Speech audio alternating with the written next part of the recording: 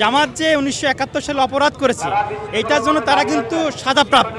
অতএব শাক দিয়ে মাছ ঢাকা যাবে না। নারায়ক তাকবীর তো দলীয় তারা দিতেই পারে, দলে এটা ইসলামের স্লোগান, তাদের স্লোগান, ব্যক্তিগত স্লোগান না এটা।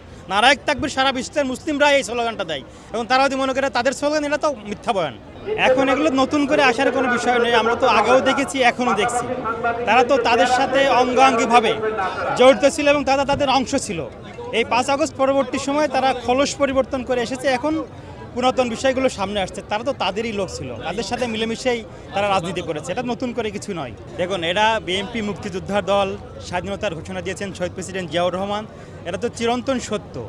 আর জামাতের যে বিষয়টি আপনি বললেন, একজন মানুষ যখন অপরাধ করে, যখন আদালতে সে সাজাপ্রাপ্ত হয় তাকে সাজা ভোগ করে বেরোতে হবে, অথবা তাকে হয়তো বা বিশেষ কোনো জায়গায় মাপ চেয়ে তাকে বেরোতে হবে। জামাত যে 1971 সালে অপরাধ করেছে এইটার জন্য তারা কিন্তু সাজাপ্রাপ্ত। অতএব শাক দিয়ে মাছ ঢাকা যাবে না।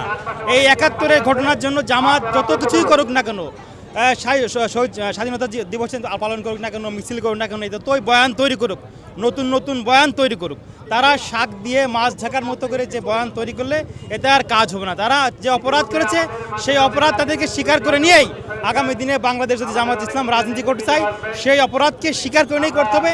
সেই অপরাধকে এড়িয়ে যেয়ে রাজনীতি করার কোনো সুযোগ বাংলাদেশের মানুষ তাদেরকে দিবে না। আমরা বললাম ওনাদের প্রাসঙ্গিক হওয়ার জন্য বিভিন্ন সময় বিভিন্ন বয়ান দেন, কিন্তু তারা যে অপরাধী সেই অপরাধ থেকে স্বীকার করে নিয়েই সামনের দিকে যদি এগোতে চান তাহলে তারা ভালো রাজনীতি করতে পারে। কিন্তু 71-এর যে অপরাধ, মানবতাবাদ বিরোধী যে অপরাধ, সেই অপরাধকে যদি তারা ধামাচাপা দিতে চায় তাহলে বাংলাদেশের মানুষ কখনই এটা ভালোভাবে নেবে না। তারা একটা অপরাধ করেছে, সেই অপরাধ অকপটে স্বীকার করে নিয়েই আগামী দিনে এমন অপরাধ করবেন না সেই পথটাই যদি এগিয়ে যায় তাহলেই জামাত ভালো রাজনীতি করতে পারবে। কিন্তু সেই অপরাধটাকে এড়িয়ে যাওয়ার চেষ্টা করলে ভালো রাজনীতি করতে পারবে না। নারায়ক তাকবীর তো দলীয় তারা দিতেই পারে, দলে এটা ইসলামের স্লোগান, তাদের স্লোগান, ব্যক্তিগত স্লোগান না এটা। নারায়ক তাকবীর সারা বিশ্বের মুসলিমরা এই স্লোগানটা দেয় এবং তারা যদি মনে করে তাদের স্লোগান, এটা তো মিথ্যা বয়ান।